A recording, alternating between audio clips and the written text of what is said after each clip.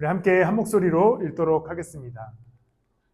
19절부터 20절, 17장 19절부터 20절이네요. 죄송합니다. 제가 오늘 PPT에 많은 실수가 있는데요. 네, 보기 어려우시면 여러분들이 만드시면 됩니다. 자, 우리 함께 17장 19절부터 20절 함께 읽도록 하겠습니다. 시작! 평생 자기 옆에 두고 읽으면서 자기를 택하신 주 하나님 경외하기를 배우며 이 율법의 모든 말씀과 규례를 성심껏 어김없이 지켜야 합니다. 마음이 교만해져서 자기 결례를 업신여기는 일도 없고 그 계명을 떠나서 좌로나 우로나 치우치지도 않으면 그와 그의 자손이 오래도록 아멘. 실제로 라이트하우스 서울숲은 불만을 내놓으면 그 사람이 그 일을 하는 것이 규정되어 있습니다. 그래서 PPT가 여전히 저희 교회 수준으로 엉망이다. 왜냐면 아무도 불평을 안 한다고 하더라고요. 불평했다가는 본인이 해야 돼가지고. 그래서 저희도 그러한 방식을 선택하도록 하겠습니다. 네, 오늘 벌써 신명기 7번째 시간입니다. 신명기 시리즈의 반을 지나고 저희가 12번의 신명기 말씀을 보게 될 텐데 우리가 첫 번째로 4주간은 신명기의 큰 맥락 안에서 말씀을 나누었고 두 번째 4주간은 신명기에 기록되어 있는 무엇을 지켜야 되는가 지켜야 할 것들에 관하여서 나누고 있습니다. 그래서 5주차에는 우상숭배에 대해서 지난주에는 절기에 대해서 그리고 이번 주에는 우리가 함께 왕과 제사장에게 주는 명령에 관하여서 함께 말씀을 나누어 보고자 합니다.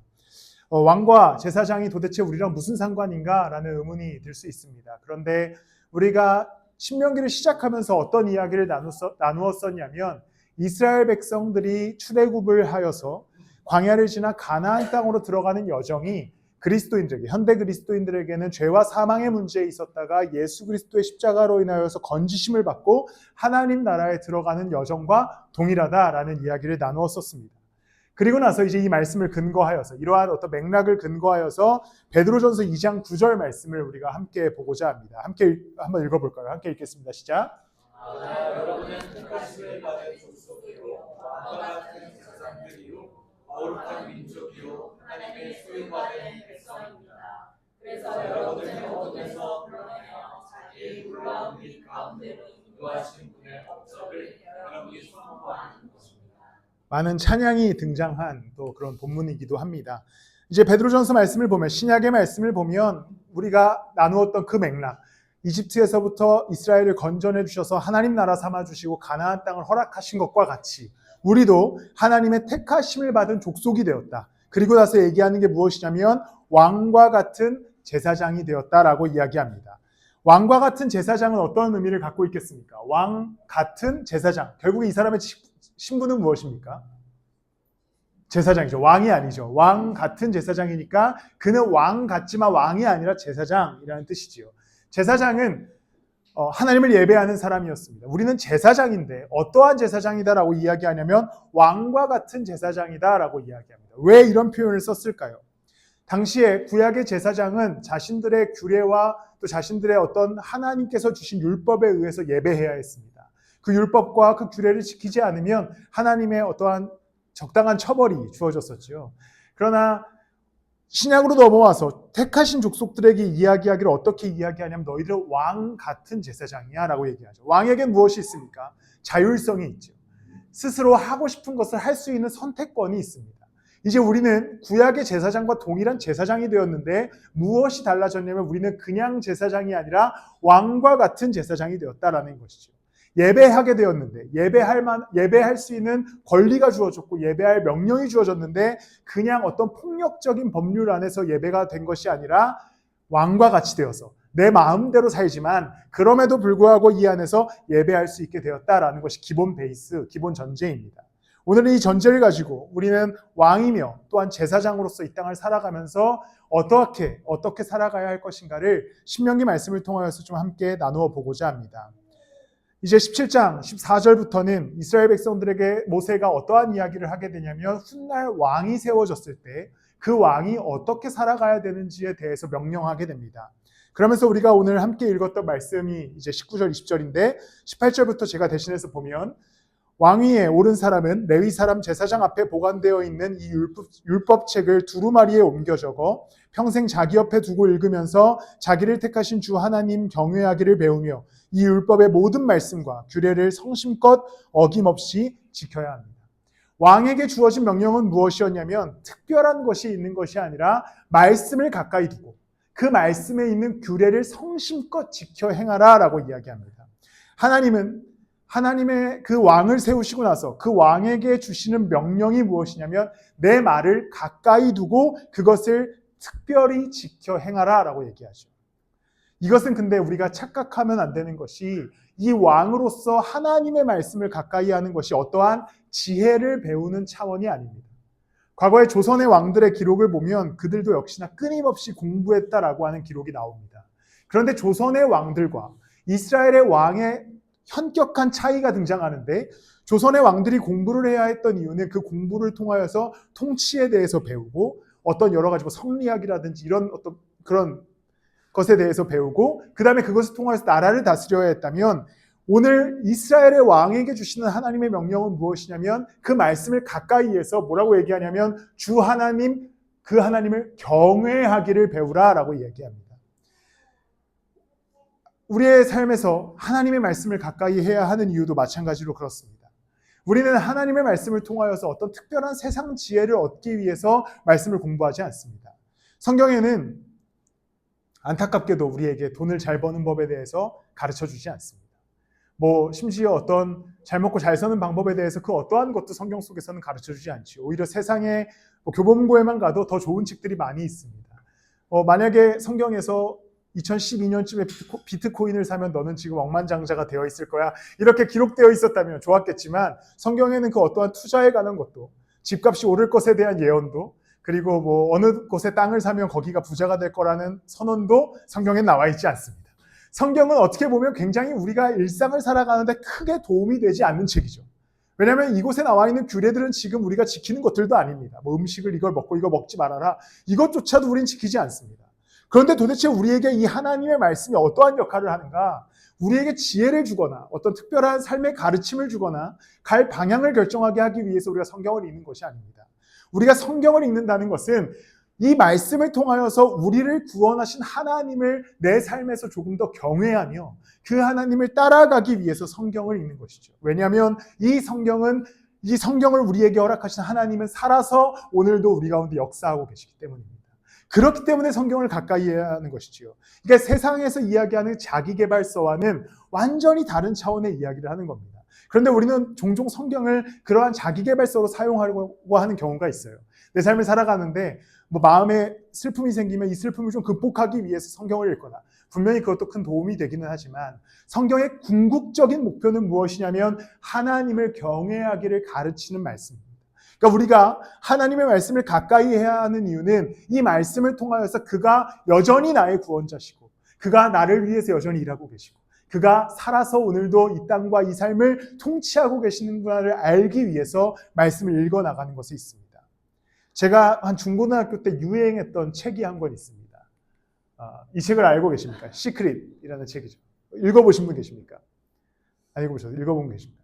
이 책을 오해하는 분들이 계세요. 이게 약간 기독교 서적이다라고 오해하고 계신 분들이 계시죠. 이때쯤 한참 유행했던 책들이 뭐였냐면 기독교계에서 아주 유명했던 긍정의 힘, 네, 그죠. 조엘 오스틴 목사님의 긍정의 힘, 또 이런 시크릿, 그리고 꿈꾸는 다락방이라고 들어보셨습니까? 네, 그런 것들이죠. 기본적인 배경은 그겁니다. 긍정적으로 생각하면 다 잘 될 거야. 근데 그게 긍정의 힘 때문에 이게 뭐가 오해가 생겼냐면 이런 책들이 다 기독교인이 쓴 줄을 착각했어요. 그래서 아마 제 기억에는 교회에서도 이런 책들을 많이 소개해 줬던 것 같습니다. 그런데 이 책을 쓴 사람이 누구냐면 제임스 아서레이라고 하는 사람인데요. 지금은 이제 다큐멘터리가 없어졌는데 원래 넷플릭스에서 다큐멘터리를 방영했었습니다. 이 사람은 스스로가 영적 지도자라고 생각하는 사람입니다. 구루라고 스스로를 불렀어요. 그래서 10명의 50명 정도의 그 훈련을 받을 사람들을 초청합니다. 한 명당 1,000만 원씩 받고. 그러니까 한 방에 얼마를 땡긴 거죠? 5억을 땡긴 거죠. 한 번에 50명, 아닌가? 아무튼 50명을 그때 수학을 잘못해서 50명을 합니다. 근데 이 사람의 기본적인 그 가르침이 무엇이냐면 내면의 두려움을 극복해야 된다. 긍정적으로 우리가 이 삶을 잘 극복해 나가면 우리는 모든 것을 다 성공할 수 있다는 것을 얘기했던 사람입니다. 근데 이 사람이 애리조나 사막에다가 50명을 불러놓고 이제 트레이닝을 하기 시작해요. 이제 마음 훈련 같은 걸 하기 시작하는 겁니다. 근데 마지막 훈련이 뭐였냐면 이 천막을 하나 만들어 놓고 거기를 사우나처럼 찜질방처럼 엄청나게 뜨겁게 만듭니다. 그리고 그 안에 사람들을 집어넣어요. 그러면 사람들이 들어가서 뭘 하냐면 참습니다.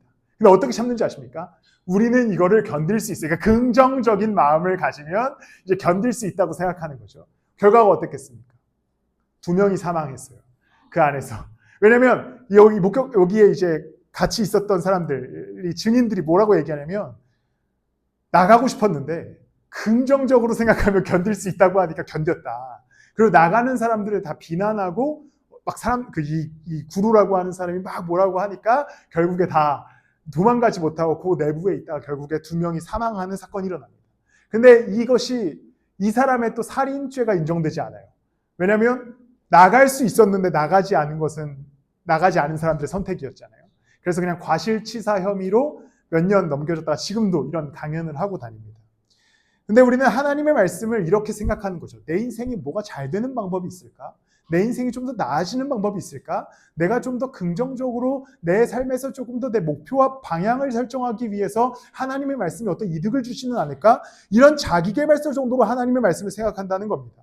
그런데 하나님의 말씀은 뭐가 다르냐면 이 말씀의 기본적인 배경은 어디서부터 출발하냐면 내가 너희를 구원해줬다라부터 출발하는 거죠. 근데 이 책은 어떻게 시작합니까? 자기계발서는 어떻게 진행이 됩니까? 성공하려면 이렇게 살아가야 돼 라고 시작하죠.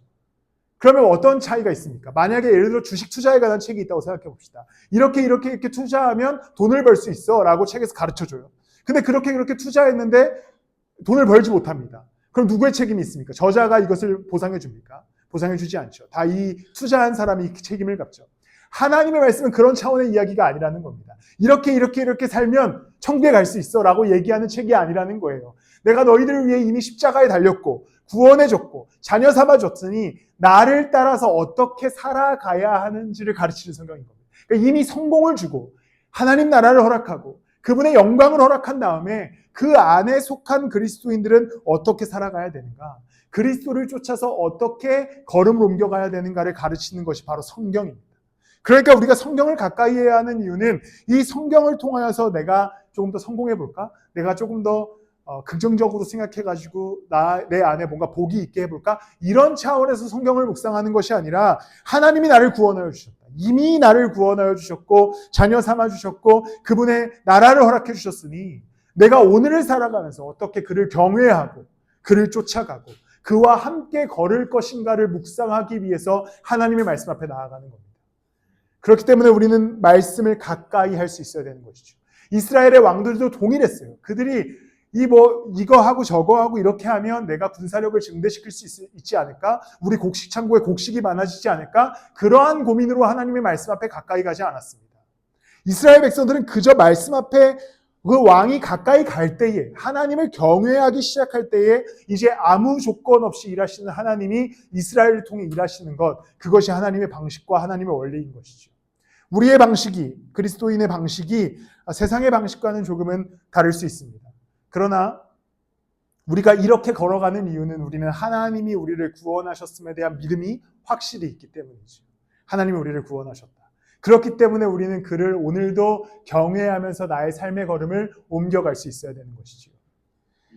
제가 이제 교회 홍보를 위해서 인스타 또 유튜브 그리고 최근에는 이제 약간 좀 부끄러운 것 같은데 틱톡도 하기 시작했습니다. 그렇다고 해서 제가 막 이렇게 하는 건 아니고요. 그냥 설교 영상을 올립니다. 굉장히 어르신들이 많아요. 틱톡이라는 플랫폼은 생각보다. 그리고 이 좋아요 수가, 그러니까 제가 틱톡을 하게 된 이유가 이제 그 위러브의 이성영 목사가 제 설교 스타일은 전 세대에 좀 잘 먹히는 스타일인 틱톡을 해봐라. 틱톡에는 어르신들이 좀 많다. 그래서 그렇냐 해봤는데 진짜 막 웬만한큼 저한테 좋아요를 누르시는 분들은 대부분 이제 배경화면이 꽃이거나 산이거나 이렇게 권사님이시거나 이렇거든요. 근데 이번 주에 제가 이제 설교 영상을 하나 올렸는데 거기에 댓글이 하나 달렸습니다. 뭐라고 달렸냐면 나무아미타불 관세음보살 나를 현혹하지 마라 이렇게 댓글이 달렸어요. 근데 그게 너무 기분이 좋더라고요.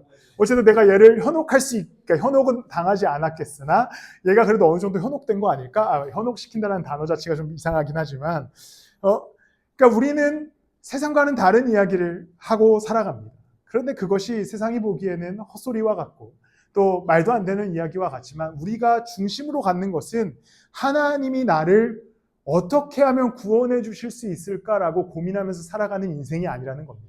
세상에 어떤 종교도 이런 종교는 없죠. 우리는 근데 어떻게 살아가는 거냐면 이미 나는 구원을 얻었다. 그러니까 이미 정상에 올라가서 시작하는 겁니다. 그리고 이 정상에서 나의 하나님을 어떻게 바라보며 살아갈 것인가를 찾는 종교인 것이죠. 그러니까 이것은 굉장히 은혜로운 하나님 따름입니다. 다른 종교들을 보면 계속해서 무언가를 하고 선한 일을 하고 뭔가 제사를 하고 무엇을 해서 열반에 이르거나 아니면 어떤 나라를 허락받거나 어느 정도의 권력을 얻게 된다면 우리가 믿는 이 하나님은 이미 우리를 그 나라에 올려주신 다음에 함께 가자 하시는 하나님이시죠. 그러니까 이 말씀을 우리가 묵상하는 이유는 우리를 이곳에 인도하신 하나님이 누구신가, 그리고 우리는 이 하나님을 어떻게 따라가야 하는가를 고민하게 하기 때문입니다.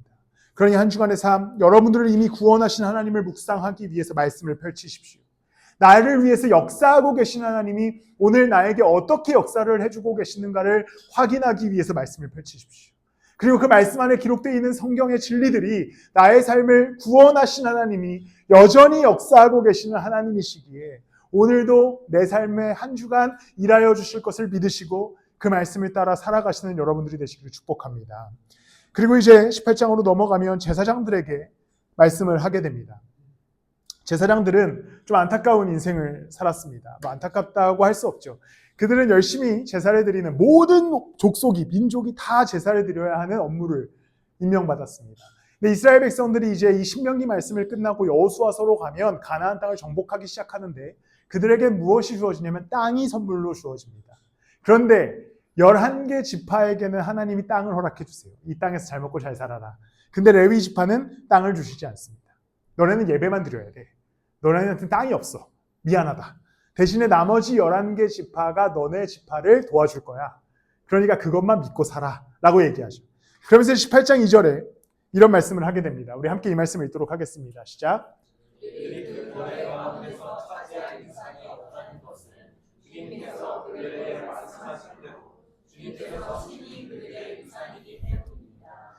이것이 굉장히 은혜로운 말씀처럼 느껴지지만 열받죠. 생각해 보십시오. 야, 너네 땅 없지? 야, 너네 가축도 없고 땅도 없고 농작물도 없고 아무것도 없어. 내가 너네한테 유산이 돼줄게 라고 말씀하시는 겁니다. 사실은 제사장들 입장에서는 좀 장난합니까? 이런 입장이 될 수도 있겠죠. 왜냐하면 다른 지파들은 다 땅도 주고 막 먹을 것도 주고 다 주는데 우리한테는 야, 내가 유산이야 라고 해주시니까요. 그런데 유산이라고 하는 걸 좀 생각해 보면 현대사회에서 유산은 어떤 의미가 있겠습니까? 원래 내가 갖고 있었던 어떠한 부에 무언가가 좀 플러스 되는 것을 의미하죠. 그러니까 유산이라고 하는 것은 나도 뭔가를 갖고 있고 우리 부모님도 뭘 갖고 있다가 부모님이 무언가를 이렇게 넘겨주는 것, 그래서 세금을 어느 정도 지출하고 가져오는 것을 유산이라고 생각합니다. 그런데 고대근동 사회, 이스라엘 사회에서 유산은 완전 다른 개념이죠. 그러니까 이스라엘 사회에서 유산은 어떤 개념이었냐면 나는 지금 현재 아무것도 없는 상태죠. 빵입니다. 우리 아버지가 100을 다 갖고 있어요. 그리고 그 밑에 살면서 같이 농사를 짓고 열심히 그 안에서 먹고 삽니다. 그러다가 아버지가 돌아가시면 이 모든 것을 다 물려주죠. 그리고선 먹고 살 수 있는 것이 다 그때 주어지게 됩니다. 그러니까 단 한 번도 자신의 재산을 갖고 있지 못하다가 부모가 유산을 물려줬을 때에 그것을 통해서 온전히 먹고 살 수 있게 됩니다. 그러니까 현대의 유산의 개념과는 완전히 다른 개념인 거죠. 그러니까 유산이 없으면 살 수가 없습니다. 유산으로만 먹고 살 수 있었어요. 그런데 이런 개념 속에서 하나님이 오늘 레위 사람들, 제사장들에게 뭐라고 얘기하시냐면 내가 너희들의 유산이 되어줄게 라고 약속합니다. 이것은 이스라엘 백성들의 다른 민족들은 땅에서 열심히 농사를 짓고 거기서 소산을 통하여서 먹고 살았다면 이제 이 제사를 드리는 민족, 레위 지파 사람들에게는 어떻게 약속하시는 거냐면 내가 끝까지 먹여 살려주겠다라고 하는 약속입니다. 내가 유산이 되어줄게. 너의 갖고 있는 어떠한 지분의 플러스가 되어줄게 라고 말씀하시는 것이 아니라 지금 너네는 아무것도 없고 먹고 살 수 있는 방향이 없는데 내가 유산이 되어서 직접 너희들을 책임져 주시겠다고 하는 약속입니다. 그리스도가 우리의 유산이 되었다라고 하는 고백은 우리에게도 동일하게 할 수 있는 고백입니다.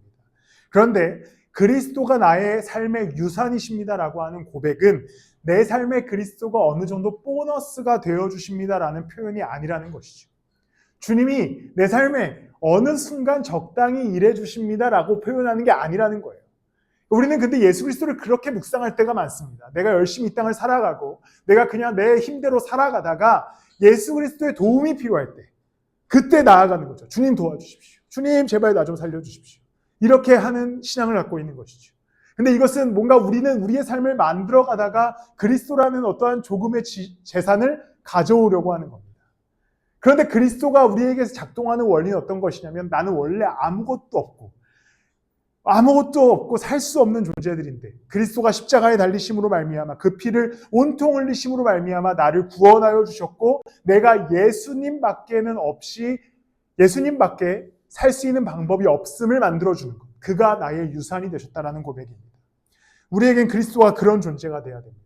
그리스도 없이는 살 수 없다. 그러니까 어느 정도 내 힘으로 열심히 살아가다가 내가 필요가 생겼을 때 문제를 해결하고자 할 때 예수님을 찾는 것이 아니라 그냥 예수님이 없이는 살 수 없는 존재가 그리스도인들의 삶인 것이죠. 그것은 그렇다고 해서 완전한 패배자로서의 의지를 의미하는 것은 아닙니다.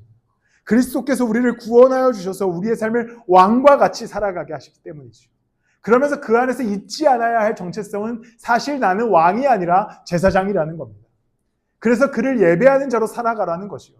그리고선 내가 이 땅을 살아가는 모든 여정 속에서 그가 나를 책임져 주시겠다는 약속이 더불어 있는 거죠. 우리는 제사장이니까요.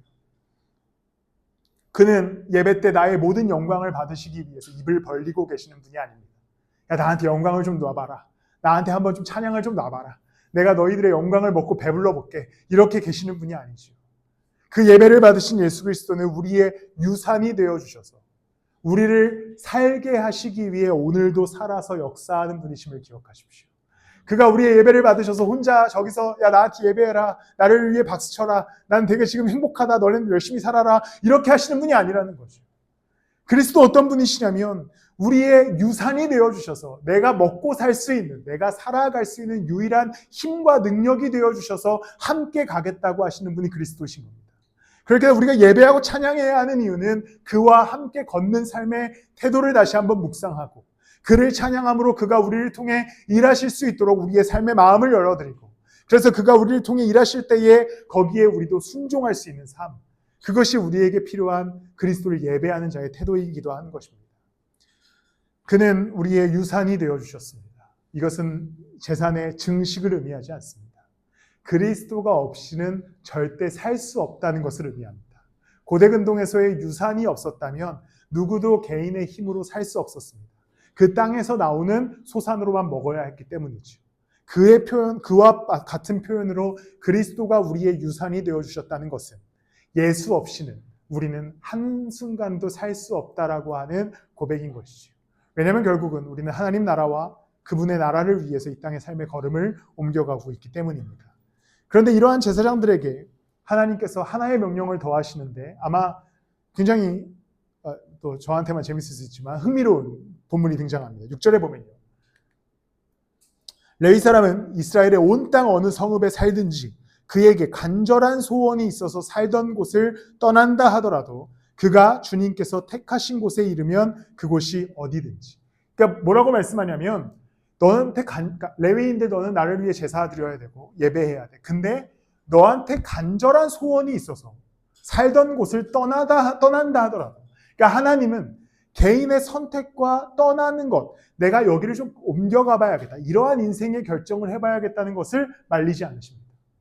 너네가 어디에 성읍에 살고 있지? 왜냐하면 레위 사람들은 제가 지도를 준비 못했는데 11개 지파가 이스라엘 곳곳에 나누어서 살았는데 레위 사람들은 여기에 다 이렇게 뿔뿔이 흩어져서 살았습니다. 각 지파의 제사를 담당해야 했기 때문이죠. 근데 마음에 간절한 소원이 있어서 살던 곳을 떠난다고 합니다. 근데 하나님이 그것을 오케이 해주시는 거죠. 야 그래 오케이 떠나라. 너네가 소원이 있으면 떠나라. 그런데 7절에 뭐라고 덧붙이시냐면 하나님 앞에 서서 섬기는 다른 모든 레위 사람 형제와 다름없이 주 하나님의 이름으로 직무를 수행할 수 있습니다. 이게 무슨 말이냐면 레위 사람들이 어느 날 유다 지파 이렇게 뭐 베냐민 지파 족속의 그 땅에서 살다가 요단강 저쪽에 보니까 므낫세 지파가 재밌게 잘 사는 것 같다. 거기 가서 살아야겠다라는 소원이 생겨요. 그리고 이주하라는 겁니다. 야, 옮겨가. 대신에 뭐라고 명령하냐면 거기에서 하나님을 예배하는 자로 살아가라라고 명령합니다. 우리의 삶도 여기에 굉장히 큰 은혜가 있지만 또한 책임이 있습니다. 우리의 삶의 모든 요소들과 내가 선택하는 직업, 내가 선택하는 인간관계, 내가 만나는 모든 일들이 다 사실은 나의 소망과 나의 소원으로 결정하죠. 하나님께서 우리에게 그러한 자율권, 왕됨의 특권을 허락해 주셨습니다. 우리가 결정하고, 우리가 그 결정한 대로 살아가고, 결정한 대로 무언가를 손에 쥐고, 우리가 거기다가 실패를 경험하기도 하고 문제를 만나기도 합니다. 그런데 하나님이 그들에게 뭐라고 명령하는 거냐면, 근데 그 선택은 너네 소원대로 하는데 거기서 예배자로서 살아가라는 거죠. 어떠한 선택을 했든지 어떠한 결과를 손에 잡았든지 그것에 하나님 탓하지 말고 거기서 하나님을 예배하는 자로 살아가라는 겁니다. 그런데 우리는 이것을 항상 어떻게 생각하냐면 내 마음대로 내 소원대로 선택해서 옮깁니다. 그리고 뭔가 걸음을 옮겨요. 선택해요. 그래서 결과물이 내가 원하는 대로 주어지지 않으면 뭐라고 얘기합니까? 하나님 왜 내게 이런 시련을 주십니까? 하나님 왜 나한테 이러한 길을 주십니까? 하나님은 네 맘대로 했으면서 왜 이제 와서 내 탓하냐 이런 마음이 들지 않으시겠습니까? 그런데 하나님께서 오늘 이 말씀의 원리를 보면 선택과 왕과 같이 된 너희들은 선택해라. 소원의 마음에 소원이 있는 대로 행해라. 그런데 어디로 가든지 무엇을 하든지 너가 하나님 백성임을, 제사장임을, 예배해야 하는 자임을 잊지 말 것을 말씀하는 것이죠. 그러니까 우리의 삶에 어려움이 생겼을 때, 삶의 문제들을 만났을 때, 고통과 고난의 시간을 지나갈 때에도 우리가 잊지 않아야 할 정체성은 하나님을 예배하는 자로서의 정체성입니다. 왜냐하면 이제 오늘 우리가 했던 이 설교를 다시 한번 한 이야기로 정리해보면 우리는 이 땅의 삶의 걸음을 옮겨갑니다. 그런데 우리는 구원을 얻기 위해서 계단을 올라가는 신앙을 갖고 있는 것이 아닌 것이죠. 우리는 이미 구원을 얻은 자로서 살아갑니다. 그리고 하나님을 경외하는 인생을 살아가는 것이죠. 그런데 이 땅을 살아가다 보면 내가 선택하고 결정할 문제들이 생기게 됩니다. 그러면 내 소원대로 결정하고 선택하며 나아가되 이 결정과 선택이 하나님을 섬기는 일에, 하나님을 예배하는 일에 방해를 가져다 준다면 하지 않아야 하는 것이죠. 하나님을 그러나 내가 소원대로 선택했어. 그런데 하나님은 여전히 나를 구원해 주셨으면 변하지 않아. 그렇기 때문에 그 자리에서 난 예배할 거야 라는 삶의 태도가 그리스도인에게 필요한 삶의 태도입니다. 또한 내가 무언가를 선택하고 결정했는데 거기서 좌절을 만납니다. 절망을 만나요. 근데 그것이 하나님이 우리에게 벌을 주신 것이 아니라 내 소원에 의해서 선택했을 가능성이 있죠. 그렇기 때문에 그때 무엇을 해야 합니까? 그럼에도 불구하고 하나님을 예배하는 자로 살아가야 하는 겁니다. 근데 거기서 끝나는 것이 아니라 나를 이미 구원하신 하나님이 내가 여전히 하나님을 경외하며 살아갈 때 나를 건전해 주시기 때문에 우리는 그 속에서 또한 하나님의 은혜를 누릴 수 있는 겁니다. 이제 우리는 하나님께 구원받은 자로서 살아가야 하는데 그가 나를 저 끝에서 기다리고 계시지 않고 오늘 나를 이미 구원하여 주셔서 함께 걷자고 하십니다. 대신에 우리의 삶의 결정들, 선택들을 우리에게 맡겨주셨지만 그 안에서도 여전히 하나님께서는 함께 걷자 하시죠. 그러다가 내가 넘어지고 쓰러졌을 때 그냥 방관하여 계시는 분이 아니라 이미 나를 구원하여 주셨고 성령을 보내셨기에 그 성령께서 그 자리에서 내가 그를 찾을 때에 도우실 줄 믿습니다. 이 구원의 원리가 여러분들의 삶의 원리가 되어서 나는 이미 구원받은 자다라고 하는 정체성으로 말씀을 통하여서 그의 구원자 되심을 다시 한번 확인하시고 여러분들의 선택과 여러분들의 삶의 걸음 속에서 나는 여전히 제사장이다라는 사실을 잊지 마시고 예배자로서 살아가시고 그렇기 때문에 여러분들 삶에 문제와 어려움이 생겼을 때 하나님과 함께 걸음으로 그의 건지심을 경험하는 여러분들이 되시기를 축복합니다. 말씀을 마무리하겠습니다. 하나님이 이스라엘 백성들을 택하셔서 이집트에서 건지신 다음에 가나안 땅을 허락하여 주셨습니다. 그리고 거기에서 제사장 족속을 만드셔서 하나님을 예배하게 하십니다. 그들은 예배를 관할하였고 또 예배를 주관하여 살았지만 그 모든 그들의 걸음을 하나님께서 책임져 주셨습니다. 우리가 오늘 근거로 삼았던 베드로전서 2장 8절 말씀의 그 다음 절인 9절 말씀의 다음 절인 10절 말씀을 보면요. 우리 함께 한 목소리를 읽도록 하겠습니다. 함께 읽겠습니다. 시작. 여러분이 전에는 하나님의 백성이 아니었으나 지금은 하나님의 백성이요 전에는 자비를 입지 못한 사람이었으나 지금은 자비를 입은 사람입니다. 우리는 전에는 아무것도 아닌 존재였지만 예수 그리스도의 십자가로 인하여서 구원을 받아 하나님의 백성이 되었습니다. 백성이 되기 위해서 오늘 사는 것이 아니라 백성이 된 채로 오늘을 살아갑니다. 그리고 우리는 왕과 같은 제사장이 되어서 내 삶의 걸음이 어떠하든지 하나님을 예배하고 경외하는 자로 살아가게 됩니다. 왜냐하면 우리는 이미 구원을 받았기 때문이죠. 우리는 절대 하나님의 그 사랑에서 멀리 떠날 수 없는 존재가 되었습니다. 그러나 내 삶의 방향과 여정이 내 뜻대로 흘러가지 않을 때가 있습니다. 내 안에 수많은 문제들이 발생하고 어려움들이 일어납니다. 그러나 그 문제와 어려움 때문에 하나님 따름을 오히려 소홀히 하는 것이 아니라 그럼에도 불구하고 그때의 하나님을 더욱 신뢰하며 걸어갈 수 있어야 됩니다. 왜냐하면 내 삶에 문제가 생겼다 하더라도 어려움이 생겼다 하더라도 하나님이 나를 구원하여 주셨다라는 사실은 변하지 않기 때문입니다. 예수 그리스도의 십자가는 내가 지금 어떠한 삶의 걸음을 옮겨가고 어떠한 위치에 있고 어떠한 문제를 만났고 누구와 함께 있던지 상관없이 여전히 살아서 역사하시는 그리스도의 십자가이기에 우리를 향해서 서 계신 예수 그리스도의 십자가입니다.